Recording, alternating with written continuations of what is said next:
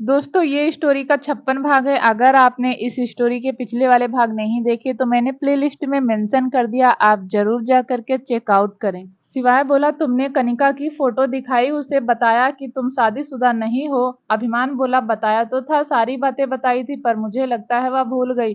शिवाय ने अपनी हथेली माथे पर मार कर कहा, तुम कहाँ से बिजनेस टाइकून लगते हो। जब कोई तुम्हारी मेरे सामने तारीफ करता है ना तो मेरा सीना चौड़ा हो जाता है, लेकिन जब मैं तुम्हारी छोटी छोटी हरकतें देखता हूँ ना तो मुझे लगता है कि कहाँ से यह लड़का तारीफ के लायक है। जाओ इस बार आराध्या से मिलो तो उसे बताना कि तुम्हारी और कनिका से कोई शादी नहीं हुई, समझे, तभी उसके दिल में तुम्हारे लिए जगह बनेगी। अभिमान अपने इनोसेंट के चलते बोला, अच्छा और प्यार कब बनेगा। सिवाय बोला इतना इनोसेंट भी नहीं होना था, कभी कभी तो लगता है कि बिल्कुल ही अपनी माँ पर गया है। अभिमान इस बार थोड़ा सा अकड़ कर बोला, पापा पर भी गया हूँ, बड़े पापा कहते हैं। सिवाय ने हाँ में गर्दन हिलाई जैसे अपने बेटे का मजाक बना रहा हो, और अभिमान वहां से चला गया। जैसे ही वह बाहर आया वैसे ही उसकी नजर हर्षवर्धन पर पड़ी, जो शायद सिवाय के केबिन में ही आ रहा था।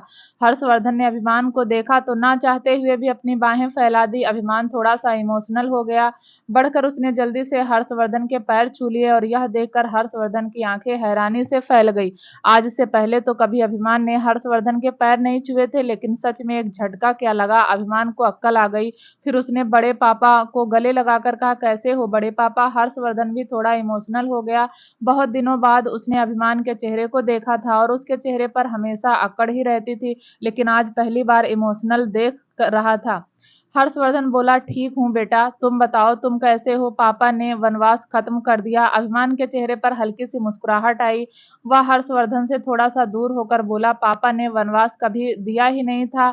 अब समझ आ रहा है कि बिजनेस के साथ साथ पर्सनल लाइफ भी मैनेज करनी होती है, जो मैंने की नहीं। सही कहते हैं पापा, 4 दिन घर से बाहर क्या रहा, अक्ल आ गई। हर्षवर्धन ने अभिमान के गाल पर हल्का सा हाथ रखकर कहा, तू तो फाइटर है, हर सिचुएशन को हैंडल कर लेगा। अभिमान ने हाँ में गर्दन हिलाई और बोला, ठीक है चलता हूँ पापा, श्रीखंड प्रोजेक्ट अनुरुद्ध के साथ स्टार्ट कर रहा हूँ। कुछ गलतियां की हैं मैंने, उन्हें सुधारने का मौका मिल रहा है, तो इस मौके को जाने नहीं दूंगा। हर्षवर्धन ने हाँ में गर्दन हिलाई और अभिमान वहां से चला गया। उसके जाते ही हर्षवर्धन सिवाय के केबिन में गया। सिवाय ने हर्षवर्धन को देखकर कहा, चाचू अभिमान सुधर गया। हर्षवर्धन ने हल्की सी हाँ में गर्दन हिलाई और बोला, हाँ जानता हूँ सुधर गया, और यह भी जानता था कि जब तू अपने पर आएगा तो अपने बेटे को 1 हफ्ते में ही सुधार देगा। सच में तूने अपने बेटे को 1 हफ्ते में ही सुधार दिया। वहीं दूसरी तरफ सिद्धि फैक्ट्री में काम कर रही थी। ज्यादा काम करने की वजह से उसका चेहरा ही बता रहा था कि उसकी तबीयत खराब होने लगी है, लेकिन फिर भी किसी को शक ना हो जाए इसीलिए वह काम करती रहती थी। तभी सार्थक और वेदांत दोनों ही फैक्ट्री के अंदर आए। उन्होंने सारे मजदूरों को देखा और फिर सिद्धि को देखा, जो पूरे कॉन्सेंट्रेट के साथ काम कर रही थी। और तभी वेदांत ने ताली बजाकर सबको अपने पास बुलाते हुए कहा, अच्छा चलिए, आप सबके लिए एक गुड न्यूज है। सबने वेदांत की आवाज सुनी और सब अपना काम छोड़कर उसके पास आए। वेदांत बोला, कल कुछ इंजीनियर आएंगे, फैक्ट्री को देखेंगे, मशीनों को चेक करेंगे, अगर वह सब कुछ ठीक हुई या जितनी भी ठीक हुई बाकी हम बाहर से मंगा लेंगे, तो 1 हफ्ते में फैक्ट्री चालू हो जाएगी। यह सुनकर सारे मजदूर खुश हो गए। आखिर वह यही तो चाहते थे कि इस इलाके में फैक्ट्री चल जाए और बेरोजगारों को रोजगार मिल जाए। लेकिन अकेले सिद्धि थी जो थोड़ा परेशान हो गई थी, क्योंकि उसे तो फैक्ट्री का कोई काम नहीं आता था। वह तो बस एक दूसरे को देखकर मशीनों की साफ सफाई कर देती थी। उसके चेहरे की घबराहट सार्थक ने देख ली। इतने में वेदांत ने कहा, चलिए अपना अपना काम कर लीजिए, आधे घंटे बाद सबकी छुट्टी हो जाएगी। सब फिर से अपने काम पर चले गए। सिद्धि भी चली गई। सार्थक बोला, वेदांत यार, मुझे लगता है सिद्धि को काम नहीं आता, इसका क्या करेंगे। वेदांत बोला, कुछ सोचेंगे, इसका भी दोनों बहनों को अपने साथ ले चलते हैं, रजावत इंडस्ट्रीज दे देंगे। सार्थक बोला, लेकिन यह दोनों बहनें मानेंगी, और चलो वामिका मान भी गई तो सिद्धि उर्फ सिद्धार्थ, इसका क्या। वेदांत बोला, कुछ करेंगे इसका भी, चल अभी थोड़ा काम कर लेते हैं, कल इंजीनियर आएंगे तो हमें पूरी तरीके से तैयार होना चाहिए। इतना कहकर वेदांत केबिन की ओर बढ़ गया और पीछे पीछे सार्थक भी चला गया। दोनों ही अपना अपना लैपटॉप खोलकर बैठ गए और काम करने लगे। करीब 1 घंटे बाद दोनों ने अपनी अंगड़ाई तोड़ी। सार्थक बोला, वेदांत भूख भी लग रही है, वामिका के हाथ का खाना खाएंगे। वेदांत ने हाँ में गर्दन हिलाई और लैपटॉप बंद किया। दोनों ही बाहर आए तो उन्होंने सिद्धि को ढूंढा, लेकिन उन्हें सिद्धि कहीं नहीं मिली। सार्थक बोला, सिद्धि कहीं दिखाई नहीं दे रही। वेदांत ने कहा, हो सकता है घर चली गई हो। वैसे भी हमने कहा था कि आधे घंटे बाद छुट्टी हो जाएगी और हमें काम करते करते काफी समय हो गया। सार्थक यह बात मानने के लिए तैयार नहीं था, लेकिन फिर वह बोला, हाँ हो सकता है, चलो हम भी घर चलते हैं। दोनों ही फैक्ट्री से निकल कर बाहर आ गए। दोनों ने ही वॉचमैन को देखकर फैक्ट्री बंद करने का इशारा किया और दोनों अपनी गाड़ी में बैठकर निकल गए। वहीं फैक्ट्री के अंदर सिद्धि तो अभी भी एक बड़ी सी मशीन को साफ कर रही थी। उसने तो ना सार्थक की आवाज सुनी थी और ना ही वेदांत की। वह बहुत ध्यान से काम कर रही थी, या कह सकते हैं कि उसका ध्यान मशीन में कम और इस बात में ज्यादा था कि अगर फैक्ट्री शुरू हो गई तो वह यहाँ काम कैसे करेगी, और अगर काम नहीं मिला तो उसका और वामिका का क्या होगा। शायद इसी तनाव में उसने किसी की आवाज नहीं सुनी और तभी फैक्ट्री की लाइट ऑफ हो गई। जैसे ही लाइट ऑफ हुई वैसे ही सिद्धि एकदम से डर गई। उसकी आंखों में पानी आ गया। वह धीरे से बोली, साहब साहब, लेकिन कहीं से कोई आवाज नहीं आई। सिद्धि को और ज्यादा घबराहट होने लगी। वह धीरे धीरे उस फैक्ट्री के गेट तक आई जहां बड़ा सा शटर था। उसने उस गेट को हल्का सा बजाते हुए कहा, साहब साहब, लेकिन अब भी कहीं कोई आवाज नहीं आई। वॉचमैन जो फैक्ट्री के बाहर बैठा हुआ था, उसने अपने कान में लीड लगा रखी थी, जिस वजह से उसे आवाज नहीं सुनाई दी। वहीं वेदांत और सार्थक दोनों ही घर पहुंच चुके थे। वेदांत गाड़ी से उतरकर जल्दी जल्दी अंदर गया, क्योंकि उसे एक नजर वामिका को देखना था। एक यही वक्त था जब वह वामिका को देख सकता था, वरना तो पूरा दिन फैक्ट्री में और रात को वामिका के पास रुकने का कोई बहाना नहीं मिलता था। उसने वामिका को देखा और वामिका ने वेदांत को देखा। फिर वह धीरे से बोली, साहब आज भाई नहीं आए। यह सुनकर वेदांत की आंखें छोटी हो गई। वह बोला, सिद्धार्थ घर नहीं आया। वामिका के चेहरे के भाव बदल गए। उसके चेहरे पर घबराहट आ गई। उसने ना में गर्दन हिलाते हुए कहा, नहीं तो वह घर तो नहीं आए। इतने में सार्थक भी घर के अंदर आ गया और बोला, लेकिन वह फैक्ट्री में तो नहीं था, घर पर ही आया होगा। वामिका ने ना में गर्दन हिला दी, यह सुनकर कि वह वामिका का भाई घर नहीं आया। वेदांत और सार्थक एक दूसरे को देखने लगे। सार्थक ने कंधे उचका दिए, जैसे वेदांत से कहना चाहता हो, मुझे नहीं पता क्या हुआ। वेदांत ने वामिका को देखकर कहा, लगता है वह फैक्ट्री में ही है, मैं लेकर आता हूँ। इतना कहकर वह जैसे ही बाहर की तरफ जाने को हुआ, वामिका ने वेदांत का हाथ पकड़ लिया और नम आंखों से बोली, फैक्ट्री में अंधेरा होगा।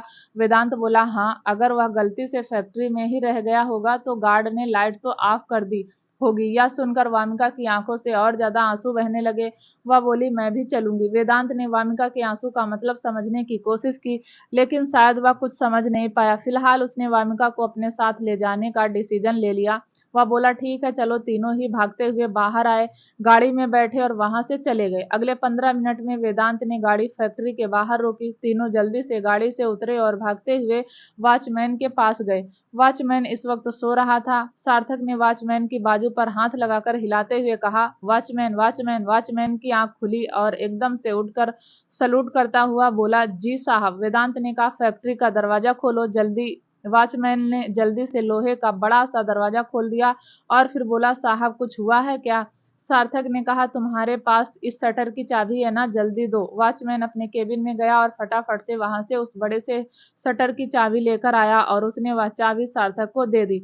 सार्थक, वेदांत, वामिका तीनों ही भागते हुए उस शटर के पास गए और जल्दी से उन्होंने शटर खोला, और जैसे ही उन्होंने शटर खोला वैसे ही वॉचमैन ने फैक्ट्री की लाइट ऑन कर दी। उन्होंने देखा तो सिद्धि एक कोने में चुपचाप बैठी हुई रो रही थी। उसके हाथ पैर कांप रहे थे, आंखों में पानी था। वामिका ने सिद्धि को ऐसे देखा तो अपने सामने से सार्थक को हटाकर भागती हुई सिद्धि के पास गई और उसे गले लगाकर बोली, सिद्धि सिद्धि, कुछ नहीं हुआ। सिद्धि तुम ठीक हो? सिद्धि, वह दोबारा नहीं आएंगे। सिद्धि वामिका की बात सुनकर और ज्यादा रोने लगी। सार्थक और वेदांत दोनों ही हैरान हो गए। सिद्धि अभी भी कांप रही थी। वामिका लगातार उसकी कमर को रब कर रही थी, लेकिन सिद्धि का कांपना कम नहीं हुआ। उसकी आंखें नम थी। उसने हल्का सा हैरानी से वामिका को देखा और धीरे से बोली, वह आ जाएंगे, वह आ जाएंगे। वामिका ने सिद्धि के चेहरे को अपने हाथों में भरा और ना में गर्दन हिलाते हुए रोते हुए बोली, नहीं आएंगे, कोई नहीं आएगा। हमने वह शहर छोड़ दिया, वह नहीं आएंगे, हमारे पास कुछ नहीं होगा। तुम रोना बंद करो, देखो कुछ नहीं होगा। इतना कहकर उसने सिद्धि को गले लगा लिया। थोड़ी देर सिद्धि को गले लगाने के बाद वामिका ने नम आंखों से वेदांत और सार्थक को देखकर कहा, साहब साहब माफ कर दीजिए। साहब साहब माफ कर दीजिए साहब, मैं सब कुछ बता दूंगी। अभी मेरी बहन को घर लेकर जाना है, प्लीज हाथ जोड़ कर कहती हूँ प्लीज। वेदांत ने हल्की सी हाँ में गर्दन हिलाई। सार्थक वह तो बहुत ज्यादा हैरान था, उसे नहीं पता था कि हो क्या रहा है, जबकि वेदांत कहीं ना कहीं समझ गया था कि शायद कोई ना कोई रीजन तो है कि उन्होंने वह शहर छोड़कर यहाँ इस एरिया में रहना शुरू कर दिया। वेदांत बोला तुम ले जाओ सिद्धि को बाहर। वामिका ने हाँ में गर्दन हिलाई और सिद्धि को उठाने की कोशिश करने लगी, लेकिन सिद्धि तो जैसे जम गई थी। इतने में कुछ सोचकर सार्थक आगे आया और उसने अगले ही पल सिद्धि को गोद में उठा लिया और उसे लेकर बाहर आ गया। तीनों ही सिद्धि को उस हालत में लेकर घर आए। अगले आधे घंटे में सिद्धि अपने बेड पर सो रही थी और वामिका उसके पास बैठे हुए बस रोए जा रही थी। उसे नहीं पता था कि अब वह सार्थक और वेदांत को क्या जवाब देगी। वामिका ने सिद्धि को ब्लैंकेट से कवर किया, फिर उसके हाथ को छू कर देखा तो उसका कांपना कम हो गया था। वामिका ने हल्का सा पलटकर वेदांत और सार्थक को देखा। उसे समझ नहीं आ रहा था वह क्या कहे। वेदांत ने वामिका के बोलने से पहले ही कहा तुम अपनी बहन के पास रहो, सुबह बात करेंगे, अभी तुम बात करने की कंडीशन में नहीं हो। वामिका ने भी हाँ में गर्दन हिलाई। वेदांत सीधा सार्थक को लेकर वहां से चला गया। वह दोनों अपने कमरे में आए। इतने में सार्थक बोला भाई कुछ तो बड़ा हुआ है इनके साथ। वेदांत ने कहा हाँ जानता हूँ कुछ तो हुआ है जो नहीं होना चाहिए था, पता नहीं सुबह बताएंगी या नहीं। सार्थक बोला यार भूख लगी है। वेदांत ने हैरानी से सार्थक को देखा और उठकर बाहर की तरफ जाता हुआ बोला देखता हूँ कुछ किचन में मिलेगा क्या, तू पहले पूछ ले, किसी के दुख में दुखी भी हो जाया कर। सार्थक बोला चाचू यह क्या बात हुई कि भूखे पेट रहने से दुख में दुखी हो जाते हैं, पेट भर के भी तो दुख में दुखी हो सकता हूँ। वेदांत ने हाथ जोड़कर कहा हाँ भाई मैं जानता हूँ, लेकर आता हूँ तेरे लिए कुछ। वेदांत अपने कमरे से निकलकर सीधा नीचे आया और किचन में चला गया। उसने देखा तो किचन में ऑलमोस्ट खाना तो बना ही हुआ था। उसने एक प्लेट में खाना सर्व किया और सीधा वामिका के कमरे में चला गया। वामिका अब भी चुपचाप सिद्धि के पास बैठी हुई आंसू बहा रही थी। वेदांत ने वामिका को आवाज लगाते हुए कहा वामिका वामिका। वामिका ने हल्का सा पलट कर देखा और बोली हाँ। वेदांत ने खाने की प्लेट वहीं बेड पर रखते हुए कहा वामिका खाना खा लो। वामिका ने वेदांत की तरफ हाथ जोड़कर बोली प्लीज प्लीज माफ कर दीजिए। वेदांत वामिका को अनकंफर्ट नहीं करना चाहता था। वह बोला मैंने कहा ना सुबह बात करेंगे, अभी तुम खाना खा लो। इतना कहकर वेदांत वहां से चला गया और फिर वापस से किचन में आकर सार्थक के लिए खाना सर्व किया और फिर खाना लेकर सार्थक के पास गया। लेकिन सार्थक तब तक सो चुका था। वह भी पूरा दिन काम करता था, इसीलिए थकावट हो जाती थी। सार्थक को सोता हुआ देखकर वेदांत को गुस्सा आया और उसने एक लात सार्थक के पैर पर मारते हुए कहा कुत्ते उठ, अभी तो तुझे भूख लग रही थी, अभी तू सो गया, उठ। वेदांत की आवाज सुनकर सार्थक ने आंखें खोली और बोला सोने देना यार। वेदांत बोला चुपचाप उठ जाओ वरना मेरे हाथ से थप्पड़ खा लेगा। सार्थक अब उठकर बैठ गया। वेदांत ने उसके सामने खाने की प्लेट रखी और वह खाना खाने लगा। वेदांत बोला देख सार्थक, वह सुबह जरूर माफी मांगेंगे, अब भी मांग रही थी, तो प्लीज उस सिचुएशन में स्मार्ट मत बनना। प्लीज सुबह ऐसा कुछ मत करना कि वह दोनों बहनें गलत फील करें, समझ रहा है ना। वेदांत ने सार्थक को बहुत समझाया, लेकिन सार्थक का पूरा ध्यान खाना खाने पर था। खाना खाने के बाद उसने प्लेट वेदांत की ओर बढ़ाते हुए कहा समझ गया, अब मैं सो जाऊं। वेदांत ने हाँ में गर्दन हिलाई और सार्थक गिरते ही सो गया। अगली सुबह सार्थक और वेदांत दोनों ही नहा धोकर तैयार हो गए थे, लेकिन नीचे जाने की हिम्मत दोनों में से किसी की नहीं थी। सार्थक बोला जाना तो पड़ेगा ना। वेदांत ने कहा यार पता नहीं कैसी सिचुएशन होगी, क्या कहेंगे वह दोनों, कुछ समझ नहीं आ रहा। सार्थक बोला अब सिचुएशन तो फेस करनी ही पड़ेगी ना, चल चल कर देखते हैं। दोनों ही नीचे आए। नीचे आकर सार्थक की नजर सिद्धि पर पड़ी, जिसने लाइट पिंक कलर का कुर्ता लेगी पहना हुआ था और वह सिद्धि के बिल्कुल पीछे खड़ी थी। वहीं वामिका, वह भी बस वेदांत को उम्मीद भरी नजरों से देख रही थी। वामिका ने अगले ही पल हाथ जोड़कर कहा साहब माफ कर दीजिए, प्लीज माफ कर दीजिए। वामिका ने अपनी हालत के बारे में बताया। सिद्धि को कहीं नौकरी नहीं मिल रही थी, उसने कई जगह इंटरव्यू दिए लेकिन कहीं जॉब नहीं मिली। कार्तिक के पैसे भी नहीं मिल रहे थे, फाइनेंशियल बहुत वीक हो गए थे। फिर जब पता चला कि यहाँ फैक्ट्री स्टार्ट हो रही है तो सिद्धि को लगा कि सिद्धार्थ बनकर कुछ पैसे कमा लेने चाहिए ताकि कुछ पल कुछ वक्त के लिए तो हम लोग चैन से दो रोटी खा सके। हमारा मोटिव बिल्कुल भी आपको धोखा देने का नहीं था।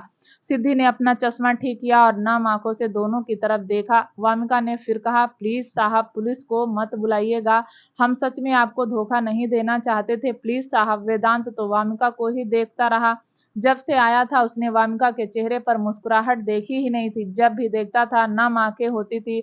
वेदांत मन ही मन खुद से बोला, पता नहीं वह पल कब आएगा जब मैं इसके चेहरे पर मुस्कुराहट देखूंगा, जब यह खिलखिलाकर हंसेगी, जब इसकी जिंदगी में खुशियां होंगी। इतने में वामिका फिर बोली, साहब आपने माफ कर दिया ना। वेदांत कुछ कहता उससे पहले ही सार्थक ने थोड़ा सा अकड़ कर कहा, नहीं माफ नहीं किया, तुम दोनों पर तो धोखाधड़ी का केस होना चाहिए। यह सुनकर वेदांत ने गुस्से में सार्थक को देखा तो सार्थक ने आंख मार दी। वेदांत अब भी गुस्से में सार्थक को देख रहा था, लेकिन सार्थक ने अब वेदांत का गुस्से में देखना इग्नोर किया और दोनों बहनों की तरफ देखकर बोला, तुम दोनों को शर्म नहीं आई? तुम दोनों हमारा बेवकूफ बना रही थी। हम लोग तुम पर कितना विश्वास करते थे। तुम हो कि हमें धोखे पर धोखा देती रही। और यह सिद्धि जो तुम्हारे पीछे चुपचाप डरी सहमी सी खड़ी है, या तो बहुत ही स्मार्ट है। क्या बात है, इतनी एक्टिंग करती है। सिद्धि की आंखों में पानी आ गया। उसने अपना चश्मा उतारा, आंसू साफ किए और फिर धीरे से वामिका के कान में बोली, प्लीज बोलो ना कि हम माफी मांग रहे हैं। वामिका ने हल्की सी हाँ में गर्दन हिलाई और सार्थक को देखकर फिर बोली, साहब सच में माफी मांगते हैं, थोड़ी पैसों की दिक्कत थी, वरना ऐसा काम कभी नहीं करते। सार्थक ने फिर से नकली गुस्सा दिखाते हुए कहा, वह सब मैं नहीं जानता, पनिशमेंट तो मिलेगी, पुलिस केस बनता है, पुलिस केस अच्छे से जानता हूँ। पैसा ठगने के लिए यह सब कर रही थी। पता था ना कि हम लोग कितने अमीर घर से हैं और जब यहाँ से जाएंगे तो तुम्हें बहुत सारा पैसा देकर जाएंगे, तभी तो खुद सूखी रोटी खाती थी और हमें अच्छा अच्छा खाना बनाकर खिलाती थी। सार्थक ने इतना ही कहा था कि वामिका और सिद्धि दोनों का रोना थोड़ा तेज हुआ। वामिका ने वेदांत की ओर देखा तो वेदांत तो अब भी गुस्से में सार्थक को ही देखे जा रहा था। सार्थक ने एक बार फिर वेदांत को इग्नोर किया और सिद्धि की ओर देखकर कहा, मैं तो माफ करूंगा नहीं, अभी का अभी पुलिस को बुलाता हूँ, दो डंडे लगेंगे ना तो सब कुछ सच उगल दोगी। सार्थक ने इतना ही कहा था कि सिद्धि जल्दी से आकर सार्थक के पैरों में बैठ गई और हाथ जोड़कर बोली, साहब माफ कर दो ना, साहब पुलिस केस मत कीजिएगा ना साहब, प्लीज। अब सार्थक सीरियस हो गया क्योंकि सिद्धि सच में बहुत ज्यादा रो रही थी और बहुत गिड़गिड़ा रही थी। उसने एक नजर वेदांत को देखा तो वेदांत ने गुस्से में कहा, कुत्ते तुझे कल रात समझाया था ना, लेकिन फिर भी तेरे समझ में कुछ नहीं आता। सही कहती है भाभी, तुझे तो तेरी बीवी ही सुधारेगी। सार्थक अब चुप हो गया। वेदांत ने सिद्धि को उसे उठाया और उसके आंसू पोंछते हुए बोला, वह मजाक कर रहा है, कोई पुलिस ने केस नहीं करेगा, तुमने कोई धोखाधड़ी नहीं की, मत रो। इतना कहकर उसने वामिका को देखा और बोला, हमें कोई शिकायत नहीं है, बल्कि हम जानते थे कि सिद्धार्थ ही सिद्धि है, लेकिन तुम दोनों बहन हमारे सामने शर्मिंदगी ना महसूस करो, इसलिए हमने इस बात को बाहर नहीं आने दिया। हमें कोई शिकायत नहीं है, बल्कि हम तो तुम दोनों बहनों के शुक्रगुजार हैं कि ऐसे एरिया में तुमने हमारा इतना ध्यान रखा, हमें इतना अच्छा खाना बनाकर खिलाया, हमारी जरूरतों का ध्यान रखा, हमारे कमरे की साफ सफाई की, हमारे कपड़े धोए। Thank you very much. Wamiqa के चेहरे पर हल्की सी मुस्कुराहट आई और उसने नम आंखों से इशारों इशारों में थैंक यू बोला। वहीं सिद्धि भी वेदांत के सामने हाथ जोड़कर हल्की सी हाँ में गर्दन हिलाते हुए बोली, प्लीज साहब मैंने धोखा नहीं दिया, आप समझते हैं ना। वेदांत बोला, हाँ मैं समझता हूँ, तुमने कुछ नहीं किया, चलो अब साथ में नाश्ता करते हैं। थोड़ी देर बाद सब नाश्ता करने बैठ गए। वेदांत और सार्थक दोनों ही सोफे पर बैठे थे और वह दोनों बहनें उनके सामने नाश्ता परोस रही थी। तभी वेदांत बोला, चलो ना साथ में खाते हैं। इतना कहकर उसने सार्थक को देखा। सार्थक खड़ा हुआ, उसने पास रखा हुआ एक स्टूल खिसकाया और सिद्धि को बैठने का इशारा किया। सिद्धि ने ना में गर्दन हिला दी। वह सार्थक के मजाक से बहुत ज्यादा डर गई थी। वेदांत बोला, सिद्धि मैंने कहा ना वह मजाक कर रहा था, तुम बैठो, हम दोनों को तुम दोनों से कोई शिकायत नहीं है, बैठ जाओ। सिद्धि ने वामिका की तरफ देखा तो वामिका ने भी पलके झुकाकर उसे बैठने का इशारा किया। सिद्धि बैठ गई और तभी वेदांत ने सार्थक की तरफ देखकर चेयर खिसकाते हुए कहा, आओ वामिका तुम यहाँ बैठ जाओ। वामिका वेदांत को देख रही थी। वेदांत ने अपने बराबर में वामिका के लिए जगह खाली कर दी थी। वामिका को वेदांत के बराबर में बैठना थोड़ा सा अजीब लग रहा था, वह अपने ख्यालों में ही थी। इतने में वेदांत ने फिर कहा, अरे आकर बैठ जाओ ना यार, अब इतना भी क्या अकवर्ड फील करना, अब तो हम सब दोस्त हो गए ना, आओ आकर बैठो। वामिका मना नहीं कर पाई और चुपचाप आकर वेदांत के पास बैठ गई और जैसे ही वह वेदांत के पास बैठी वैसे ही वेदांत के चेहरे पर एक बड़ी सी मुस्कुराहट आ गई। वामिका का उसके पास बैठना ही वेदांत को बहुत खुश कर देता था और अगर गलती से वेदांत को वामिका प्यार करने लगती तो तब तो वेदांत हवा में ही रहता। वामिका को पता भी नहीं था कि वेदांत उसे कितना प्यार करता है। वामिका ने धीरे धीरे सबके लिए नाश्ता परोस दिया। सार्थक ने अपनी प्लेट उठाई और सिद्धि को देखकर कहा, सिद्धि तुम डर गई थी ना। सिद्धि ने नम आंखों से सार्थक को देखा और भरे गले से बोली, सच में साहब, आपको धोखा नहीं देना चाहते थे, बस फाइनेंशियल कंडीशन बहुत खराब है, इसीलिए यह सब किया। आप प्लीज प्लीज पुलिस में रिपोर्ट मत करना। सार्थक ने हंसकर कहा, अरे मैं सच में मजाक कर रहा था। मुझे वेदांत ने समझाया भी था कि सुबह कुछ उल्टा सीधा मत करना, पर वह क्या है ना, मैं आदत से मजबूर हूँ। मैं कोई रिपोर्ट नहीं करूंगा, वह तो मैं ऐसे ही बोल रहा था। देखो प्लीज तुम रोना शुरू मत कर देना। वैसे भी वेदांत तो बड़ी बड़ी बातें करके लड़कियों को चुप करवा देता है, लेकिन मुझे चुप कराना नहीं आता। मैं तो लड़की का सर अपने कंधे पर रखकर ही चुप करवा सकता हूँ। यह सुनते ही सिद्धि के चेहरे पर हल्की सी मुस्कुराहट आई। वहीं वेदांत ने गुस्से में सार्थक को देखकर दांत पीसते हुए कहा, तू यही इन दोनों के सामने पिटेगा या बाहर पिटेगा? चुपचाप नाश्ता कर, फैक्ट्री भी चलना है।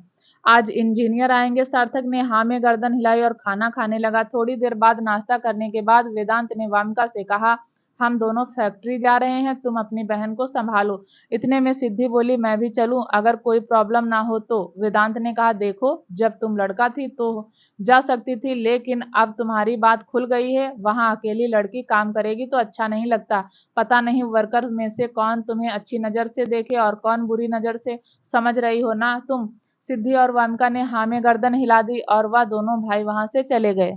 उनके जाते ही सिद्धि बोली, अब क्या करेंगे? वामिका ने कहा, देखा जाएगा, अभी तो पैसे हैं, तुम फिक्र मत करो, कर लेंगे मैनेज, तुम ज्यादा टेंशन मत लो। देखो खुद को काम कर करके क्या हालत बना ली है, तुम्हारा चश्मा भी टूट गया, चलो तुम्हारा ठीक करवाते हैं चश्मा।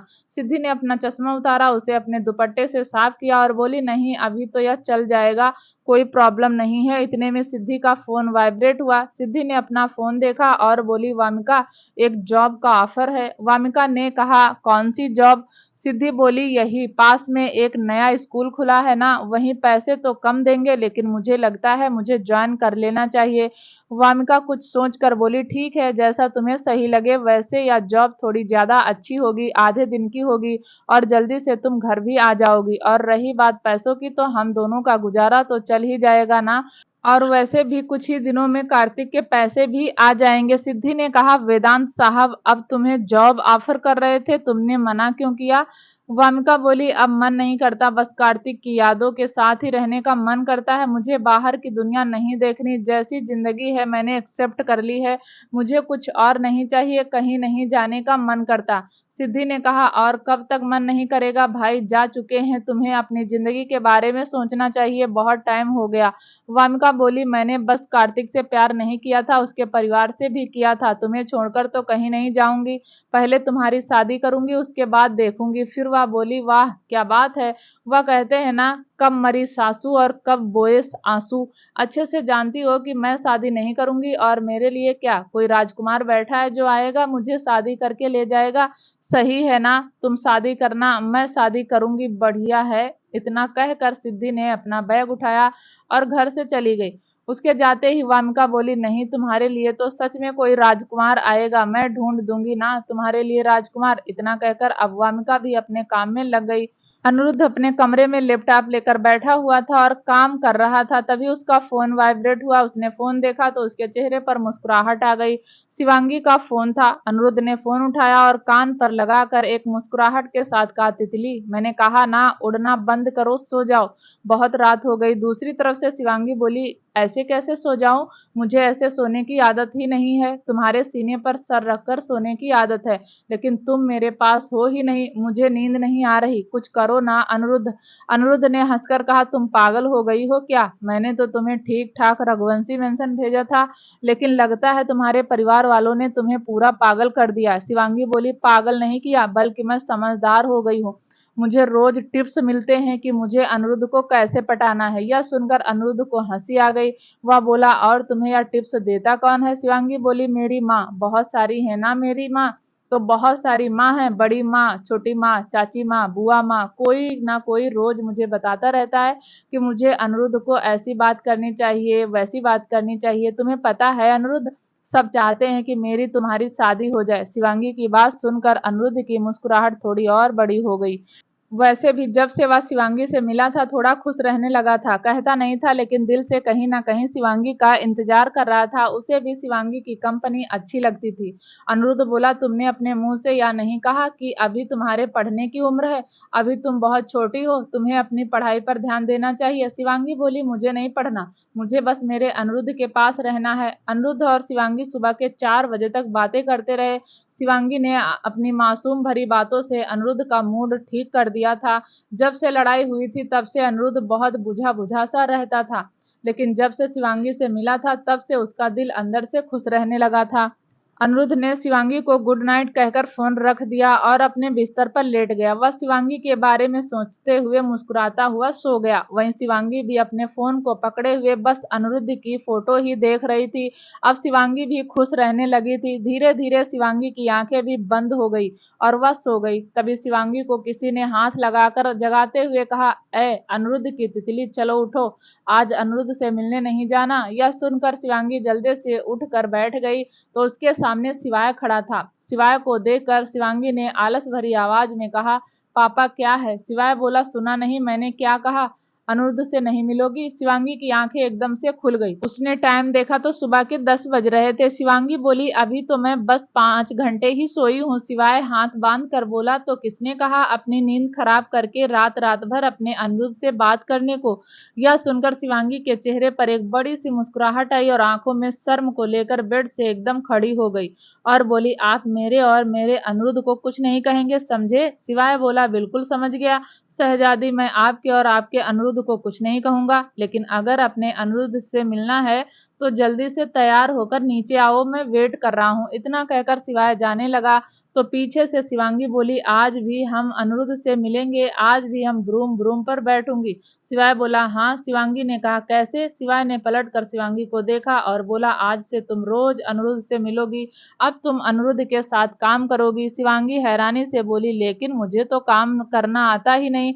शिवाय ने कहा, लेकिन अनिरुद्ध को परेशान करना तो आता है ना, वही कर लेना। शिवांगी की मुस्कुराहट थोड़ा बड़ी हो गई और वह और उछलने लगी। शिवाय जाते जाते बोला, 15 मिनट है तुम्हारे पास, वरना मैं चला जाऊंगा। शिवांगी जोरों से चिल्लाई, 10 मिनट में तैयार होकर आती हूँ। अगले 1 घंटे में शिवाय ने गाड़ी सिंघानिया इंडस्ट्रीज के बाहर रोकी और तभी सामने से एक और गाड़ी आकर रुकी। उसमें से अभिमान उतरा। शिवाय भी शिवांगी को लेकर बाहर आया। अभिमान ने शिवांगी को देखा और अपनी बाहें फैला दी। शिवांगी ने अभिमान को देखा तो उसे भी अच्छा महसूस हुआ और वह 2-3 कदम चलकर सीधा अपने भाई को गले लगा लिया। अभिमान ने अपनी बहन के बालों को चूमकर कहा, अपने भाई से गुस्सा हो? शिवांगी बोली, हूं तो, लेकिन अब मैंने आपको माफ कर दिया। अभिमान ने शिवांगी को खुद से दूर किया और बोला, और माफ कैसे किया? शिवांगी बोली, पापा ने कहा कि आप बहुत अच्छे हो इसलिए माफ कर दिया। तब तक शिवाय भी वहां आ गया। शिवाय ने कहा, शिवांगी आज से तुम्हारे फ्लैट में रहेगी और युग क्रिस के किसी काम से कहीं और शिफ्ट होना है। अब तुम दोनों भाई बहनों की जिंदगी तुम दोनों के हाथ में है। देख लो तुम्हें अपनी जिंदगी को कैसे संभालना है। मैं चलता हूँ। इतना कहकर उसने चश्मा लगाया और अपनी गाड़ी में बैठकर वहां से चला गया।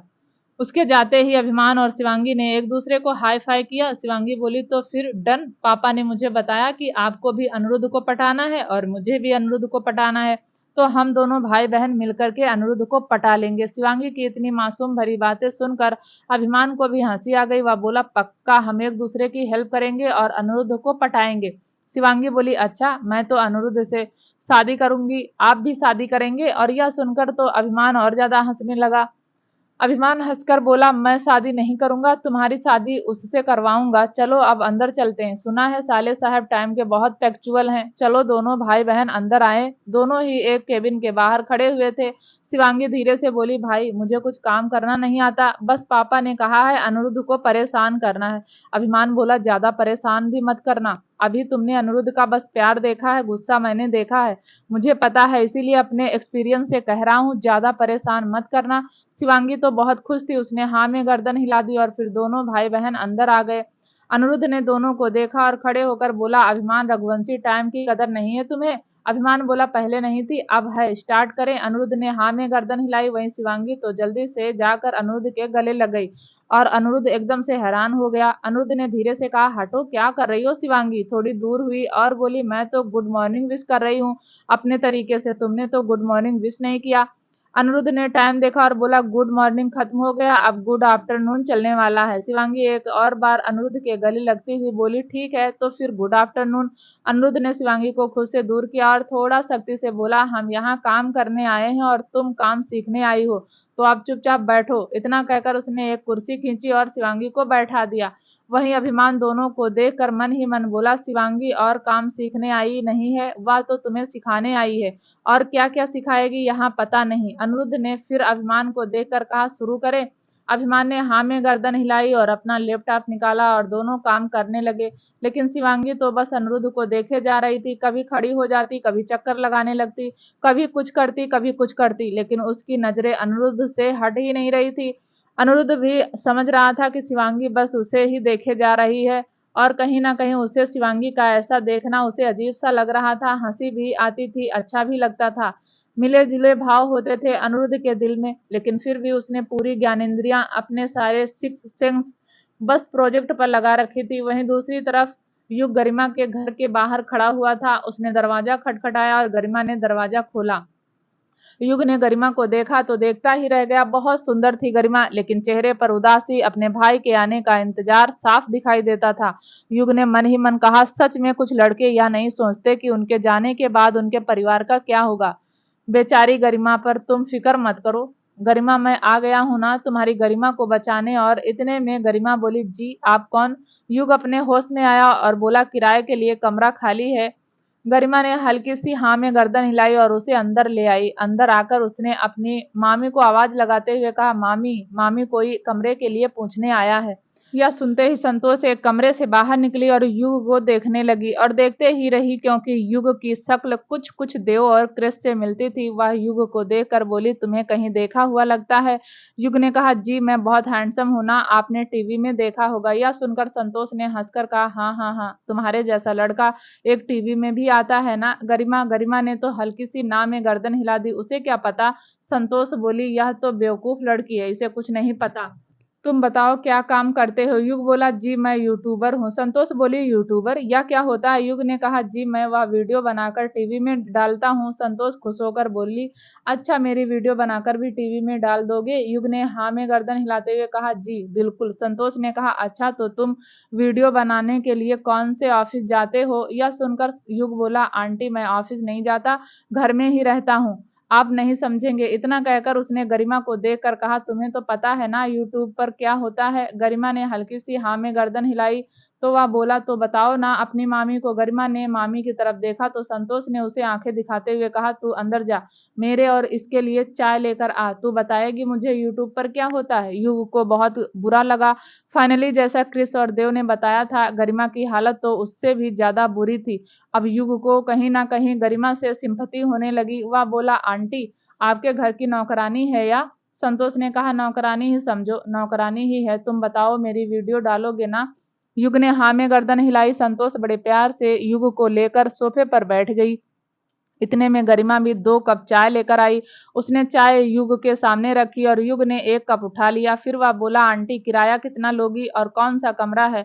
संतोष ने ऊपर की तरफ इशारा करते हुए कहा, वह सामने वाला कमरा, और किराया लूंगी 10,000, खाना पीना हम तुम्हें देंगे।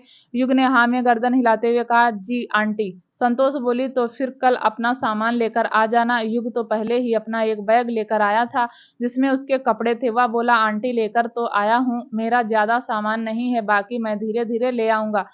इतना कहकर उसने अपनी जेब में से 5,000 निकाले और संतोष के हाथ में रखते हुए बोला, या रहे पैसे, बाकी के पैसे 10 दिन बाद, अब मुझे मेरा काम दिखा दीजिए। संतोष ने गरिमा को देखकर कहा, जाओ इसे इसके कमरे में लेकर जाओ। गरिमा ने हाँ में गर्दन हिलाई और युग का बैग उठाने लगी, लेकिन गरिमा का हाथ पकड़ लिया। गरिमा ने हैरानी से युग को देखा तो युग बोला, मैं अपना बैग खुद उठा सकता हूँ। इतना कहकर उसने अपना बैग उठाया और गरिमा के पीछे पीछे चला गया। गरिमा भी उसे सीढ़ियों से होती हुई एक कमरे में ले आई। उसने युग को कमरा दिखाते हुए कहा, जी यही आपका कमरा है, आपको कुछ काम होगा तो आप मुझे बुला लेना। इतना कहकर वह जैसे ही जाने को हुई, युग बोला, मुझे भूख लगी है। गरिमा ने हाँ में गर्दन हिलाई और कमरे से चली गई। तब तक युग उस कमरे को देखकर कहा, यार इससे बड़ा तो हमारे घर का बाथरूम है। या क्रिस और देव ने मुझे कहाँ फंसा दिया। पर यार गरिमा को यहाँ से निकालना भी तो जरूरी है। सच में इसकी मामी ने तो इसकी बहुत बुरी हालत कर रखी है। और मामी ने क्यों, इसके खुद के भाई ने इसकी ऐसी हालत कर दी। बड़ा बेकार भाई था, अच्छा हुआ साला मर गया। युग ने अपना सामान वहीं एक रखी अलमारी में घुसाया और बेड पर जाकर लेट गया। उसने कान में ईयरबड लगाए और गाने सुनने लगा। करीब आधे घंटे बाद गरिमा दरवाजे पर आई। उसने हल्का सा दरवाजा खटखटाया और कहा, सर सुनिए सुनिए। लेकिन युग तो अपने ही धुन में गाने सुन रहा था, उसे कुछ भी सुनाई नहीं दिया। गरिमा थोड़ा और अंदर आई। उसने फिर से आवाज लगाई, सुनिए सुनिए। लेकिन युग उसने कुछ नहीं सुना।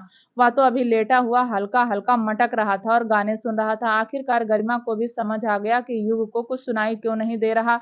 उसने अपना एक हाथ बढ़ाकर युग के पैर पर हल्का सा मारा तो युग अपने होश में आया। उसने जल्दी से अपने कानों से एयरबड निकाली और गरिमा को देखकर बोला, कुछ कह रही हैं आप। गरिमा ने प्लेट बेड पर रखते हुए कहा, आपने कहा था ना आपको भूख लगी है, आपके लिए खाना लेकर आई हूँ। खाना देखकर युग के मुंह में पानी आ गया। उसने जल्दी से अलथी पलथी मारी और प्लेट अपनी तरफ खींचा। खाने को देखकर बोला, वाह मेरी फेवरेट है फ्राइड राइस, तुम्हें कैसे पता। या सुनकर गरिमा हैरानी से युग को देखने लगी। युग बोला, अच्छा कोई बात नहीं। अच्छा काइंडनेट, कैसे हफ्ते में मेरे लिए 2-3 बार फ्राइड राइस बना दिया करो। गरिमा ने हाँ में गर्दन हिलाई और जैसे ही जाने को हुई, युग बोला, नाम क्या है तुम्हारा। गरिमा हल्की सी पलटी और बोली, जी गरिमा, कुछ चाहिए तो आवाज लगा दीजिएगा। युग ने कहा, पानी चाहिए। गरिमा वापस से गई और पानी लेकर आई। उसने पानी वहीं टेबल पर रखा और जैसे ही जाने को हुई वैसे ही युग बोला, थोड़े से चावल और ला दो। गरिमा ने हाँ में गर्दन हिलाई और फिर से नीचे गई और एक प्लेट में फिर से फ्राई राइस लेकर आई। उसने युग को प्लेट दे दी। युग बोला, थोड़ी सी सलाद भी ला दो। गरिमा ने हाँ में गर्दन हिलाई और फिर से नीचे गई और सलाद लेकर आई। उसने सलाद भी युग को दे दिया। जैसे ही जाने को हुई, युग बोला, दही होंगी, बस थोड़ी सी दही ला दो। वह क्या है ना, मैं दही के बिना खाना नहीं खाता। गरिमा वापस से गई और दही लेकर आई। युग ने दही खाया और फिर सारे बर्तन इकट्ठे करके गरिमा के हाथ में रखते हुए कहा, तुम खाना बहुत टेस्टी बनाती हो, बहुत टेस्टी। गरिमा ने कुछ नहीं कहा और चुपचाप उस कमरे से निकलकर नीचे आ गई। युग अपने कमरे में ही इधर उधर चक्कर लगाने लगा और तभी क्रिस का कॉल आया। क्रिस बोला, हाँ आज की अपडेट। युग ने कहा, कुछ नहीं है अपडेट, मैंने उसकी मामी को 5,000 दिए। उसकी मामी बहुत लालची है भाई, बहुत लालची। मैं तो कहता हूँ कि सीधा 10-12 लाख रुपए मामी के मुंह पर मारते हैं और इस लड़की को निकालते हैं। क्रिस बोला, इतना आसान नहीं है यार, बात मामी के लालच की नहीं गरिमा की है, तुम समझ रहे हो ना। युग बोला, हाँ हाँ, मैंने सुबह ही गरिमा के नाम का मीनिंग सर्च किया था, डोंट वरी मैं समझ गया। क्रिस बोला, तूने उससे कुछ बात की। युग ने कहा, नहीं यार, वह मेरे लिए खाना लेकर आई, फिर मैंने उसे दोबारा खाना मंगवाया, दही मंगवाया, यह मंगवाया, वह मंगवाया। उसने इस बार गुस्से में कहा, तूने उसके 5 चक्कर लगवा दिए।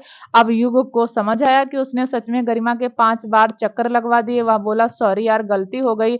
अच्छा नेक्स्ट टाइम ध्यान रखूंगा, एक बार में ही सब कुछ मंगवा लूंगा। क्रिस ने कहा, मैंने तुझे वहां गरिमा की प्रॉब्लम सॉल्व करने भेजा, ना कि तू खुद उसके लिए एक प्रॉब्लम हो जाए। उसकी मामी पहले ही उसे जीने नहीं देती और ऊपर से तू भी उसे काम बताता जा रहा है। यहाँ अगर यह नजारा राजवीर भाई ने देख लिया ना, तो तू जानता है ना तेरा क्या होगा। युग बोला, ओ भाई प्लीज अपने और मेरे बीच में पापा को मत लेकर आओ। मैंने कहा था मुझसे गलती हो गई, नेक्स्ट टाइम ध्यान रखूंगा। अब फोन रख दे, मुझे उससे सॉरी बोलना है और इसी बहाने से उससे बात भी कर लूंगा। क्रिस बोला, वह सब मुझे नहीं पता, जितनी जल्दी हो सके उस लड़की को लेकर निकल यहाँ से। युग ने हाँ में कहा और फोन काट दिया और फिर खुद से बोला, हाँ यार, मैंने तो उस बेचारी के 5 चक्कर लगवा दिए। इतना कहकर उसने जेब में हाथ डाले और कमरे से निकलकर सीढ़ियों से होता हुआ नीचे आया, जहां गरिमा आंगन के कोने में बैठकर कपड़े धो रही थी। युग को बड़ी हैरानी हुई। गरिमा के बिल्कुल सामने वॉशिंग मशीन रखी थी, लेकिन शायद गरिमा को उसे यूज करने की परमिशन नहीं थी। वह हाथों से ही कपड़े धो रही थी और तभी संतोष कपड़ों का ढेर लेकर बाहर आई और उसने कपड़े गरिमा के सामने फेंकते हुए कहा, जल्दी जल्दी हाथ चला, रात का खाना भी बनाना है, इसी में लगी रहेगी। हे भगवान, कैसी लड़की है, या मन तो करता है कि हाथ जला दे। और अब तो वह नया लड़का आया है, उसके लिए भी खाना बनाना है, जल्दी। इतना कहकर संतोष बाहर वापस जाने लगी तो उसकी नजर युग पर पड़ी और वह खुश होकर बोली, क्या हुआ बेटे, कुछ चाहिए? युग ने ना में गर्दन हिलाते हुए कहा। नहीं, वह कमरे में घुटन महसूस हो रही थी, इसलिए सोचा यहाँ घूम लूं। आपका आंगन काफी बड़ा है। संतोष ने हाँ में गर्दन हिलाई और अंदर चली गई। उसके जाते ही उसने गरिमा को देखा, लेकिन गरिमा ने युग को नहीं देखा। वह अपना काम ही कर रही थी। युग ने फोन निकाला और क्रिस को मैसेज टाइप करते हुए कहा, भाई यहाँ तो पूरी शौक फिल्मों का सेट लगा हुआ है, जहाँ एक अबला नारी को परेशान किया जा रहा है, एकदम पुराने जमाने के स्टाइल में। गरिमा से कपड़े धुलाए जा रहे हैं, मुझसे तो देखा नहीं जा रहा। मैं एक काम करता हूँ, कमरे में चला जाता हूँ। इतने में क्रिस का रिप्लाई आया, मेरा मन कर रहा है कि मैं तेरा मुंह तोड़ दूं। सच में कह रहा हूँ युग, तू मुझसे पिट जाएगा। तुझे वहां किस लिए भेजा है? कुछ तो करता, कम से कम गरिमा का काम तो कम हो सके। कुछ सोचकर युग ने रिप्लाई किया, ठीक है करता हूँ कुछ। इतना कहकर उसने आवाज लगाई, आंटी आंटी। संतोष बाहर निकली और बोली, हाँ बेटा कहो। युग बोला, आंटी चलो ना बातें करते हैं। इतना कहकर युग ने संतोष की बाजू पकड़ी और बोला, अरे आंटी आपके हाथ कितने नरम हैं, कितनी उम्र है आपकी? संतोष युग की बातों में आ गई। वह बोली, मैं 42 साल की हूँ। युग ने आंखें फाड़े संतोष को ऊपर से नीचे तक देखते हुए मन ही मन बोला, कितनी झूठी है। अबे लग तो 52 साल की रही है, 10 साल कम उम्र बता रही है। और मैं भी तुम्हें पटाने के लिए 10 साल और कम उम्र बताऊंगा। वह बोला, आंटी आप 42 साल की तो नहीं, 32 साल की हो। यह सुनकर संतोष के चेहरे की मुस्कुराहट बड़ी हो गई। वह बोली, नहीं नहीं सच में मैं 42 साल की हूँ। युग ने नाम में गर्दन हिलाते हुए कहा, आंटी झूठ मत बोलो। इनफैक्ट मैं आपको आंटी नहीं, आज से दीदी कहूंगी। दीदी झूठ मत बोलो, आप 42 साल की हो ही नहीं सकती, आप 32 साल की ही हो। चलो चलो बैठकर बातें करते हैं। इतना कहकर उसने संतोष की बाजू पकड़ी और उसे खींचता हुआ एक दूसरे कोने में ले आया, जहाँ सोफे पड़े हुए थे। दोनों वहां बैठकर बातें करने लगे। युग बोला, अब बताइए ना सच्ची सच्ची कितनी उम्र है आपकी? युग ने बड़े प्यार से संतोष जी की तरफ देख कर कहा, अरे बताइए ना दीदी क्या उम्र है आपकी, अब बता दो। संतोष युग की बातों में आने लगी। वह बोली, मैं सच कह रही हूँ, 36 साल की तो पक्का हूँ। यह सुनकर युग को मन ही मन हंसी आ रही थी। यहाँ तक कि गरिमा जो कि कपड़े धो रही थी, उसके होठों के कोने भी मुड़ गए, लेकिन उसका पूरा ध्यान कपड़े धोने में ही था। उसने एक बार भी पलटकर युग संतोष को नहीं देखा था। इतने में युग खड़ा हुआ और बोला, अब यह आप झूठ बोल रही हैं। चलिए मान लेता हूँ कि आप 36 साल की हैं, लेकिन लगती तो 26 साल से 1 मिनट भी ऊपर नहीं है। आपको नहीं आता तो आईने में देख लीजिए। पता है संतोष जी, मैं आपको संतोष जी कह सकता हूँ ना? मतलब आंटी तो मुझे आप नहीं लगती। संतोष ने कहा, हाँ बेटा। तभी युग बोला, नहीं प्लीज बेटा मत कहिए, प्लीज यार बेटा मत कहिए। बेटा तो मैं नहीं हूँ, आप मेरा नाम ले सकती हैं, आप मुझे युग कह सकती हैं, या फिर आप मुझे बेबी कहिए, बेबी कह सकती हैं। यह सुनकर संतोष हैरानी से युग को देखने लगी। वहीं गरिमा के होठों के कोने थोड़े और मुड़ गए। आज पहली बार गरिमा को संतोष और युग की बात सुनकर हंसी आ रही थी। युग ने कहा, तो आप मुझे बेबी कहेंगे ना? संतोष बोली, बेबी का मतलब भी तो बेटा है। युग बोला, अरे वह वाला बेबी नहीं, वह वाला बेबी मैं कैसे बताऊं, जैसे गर्लफ्रेंड और बॉयफ्रेंड एक दूसरे को बोलते हैं बेबी। संतोष अब हैरानी से युग को देखने लगी। अच्छा खासा संतोष के मन में युग ने गुड़ गोबर भर दिया था। संतोष भी अब सपने देखने लगी। वह बोली, मैं तुम्हें बेबी क्यों कहूँ, मैं अपने बॉयफ्रेंड को बेबी कहूंगी। युग बोला, ओहो मैं कौन सा कह रहा हूँ कि आप मेरी गर्लफ्रेंड बन जाओ, मैं बस यह कह रहा हूँ मेरी और आपकी उम्र में ज्यादा अंतर नहीं है, इसीलिए अच्छा आप मेरा नाम ले लीजिए। कुछ सोचकर संतोष बोली, हाँ ठीक है नाम ले लूंगी, यह सही रहेगा। युग बोला, तो बताइए संतोष जी, आप ऐसे कॉटन की साड़ी पहनकर क्यों रहती हैं? कुछ अच्छा सा पहना कीजिए, मतलब जैसे आजकल की लड़कियां पहनती हैं, शॉर्ट स्कर्ट मिनी ड्रेस। यह सुनकर संतोष मुंह बनाकर बोली, युग कैसी बातें करते हो भला, मैं क्या मिनी ड्रेस में अच्छी लगूंगी? युग बोला, बिल्कुल अच्छी लगोगी, बस आपका वेट थोड़ा ज्यादा है। आप एक काम कीजिए ना, एक्सरसाइज कीजिए। संतोष बोली, एक्सरसाइज मुझसे नहीं होती। युग ने कहा, कैसे नहीं होगी? अच्छा आप एक काम कीजिए, कपड़े धो लीजिए, इससे एक्सरसाइज भी हो जाएगी और कपड़े भी धुल जाएंगे और आपका मोटापा भी कम हो जाएगा। और यकीन मानिए, जब आपका मोटापा कम होगा ना और आप थोड़ी सी पतली हो जाएंगी, तो मैं आपको ड्रेस लाकर दूंगा।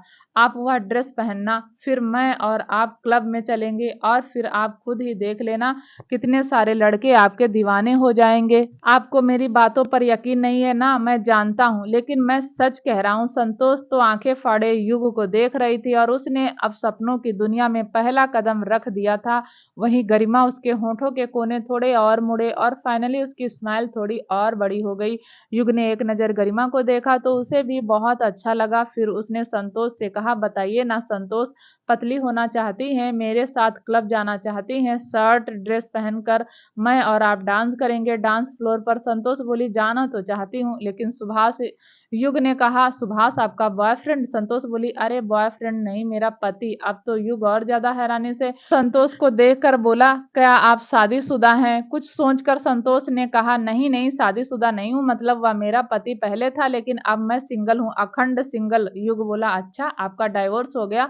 संतोष ने हाँ में गर्दन हिला दी। युग बोला, तो फिर तो यह कपड़े धो लीजिए, आपका कम वजन हो जाएगा, 15 दिन तक आप घर के काम कीजिए, आपका वजन कम हो जाएगा और उसके बाद मैं और आप जिम को चलेंगे।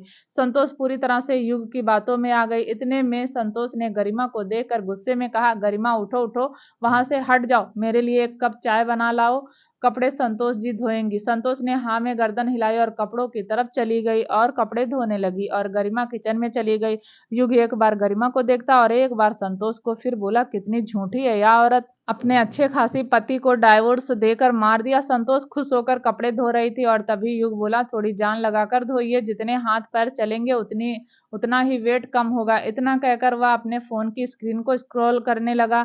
वह शायद क्रिस और देव को अपडेट दे रहा था। इतने में संतोष बोली, तुम फोन में क्या देख रहे हो? युग बोला, तुम्हारे लिए ड्रेस देख रहा हूँ। संतोष, सच कहता हूँ, जब तुम वन पीस पहनोगी ना तो गुड लुकिंग लगोगी। यह सुनकर गरिमा अब अपनी हंसी नहीं रोक पाई और हंसने लगी। वह इस बार इतनी जोर से हंसी थी कि उसकी आवाज बाहर तक आई, लेकिन उसने जल्दी ही अपनी हंसी कंट्रोल कर ली, क्योंकि वह जानती थी संतोष को उसका हंसना भी खटकता है। लेकिन जब युग ने गरिमा की हंसी सुनी तो उसे अच्छा लगा। थोड़ी देर बाद गरिमा चाय लेकर आई और अपनी हंसी कंट्रोल करने की कोशिश कर रही थी।